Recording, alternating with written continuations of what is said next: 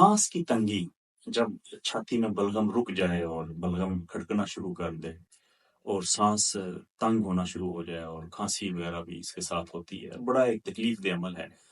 सर्दियों में तो इसकी बहुत ज़्यादा शिद्दत होती है, और गर्मियों में भी जब हम बहुत ज़्यादा ठंडे मशरूबात या ठंडी चीज़ें इस्तेमाल करते हैं तो ये मसला अक्सर उन लोगों को बन जाता है जो एलर्जी के पेशेंट होते हैं, जिन्हें छाती की एलर्जी होती है।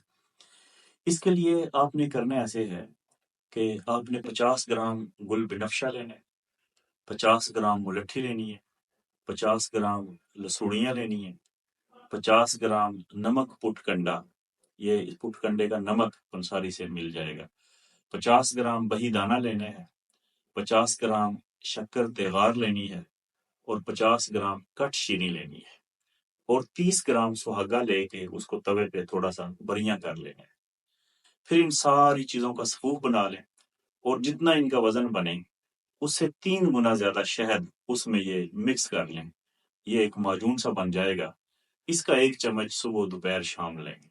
हमारे मतलब पर माजून तिर्याक बलगम के नाम से ये माजून हम बनाते हैं, और इसका बड़ा अच्छा रिस्पॉन्स है।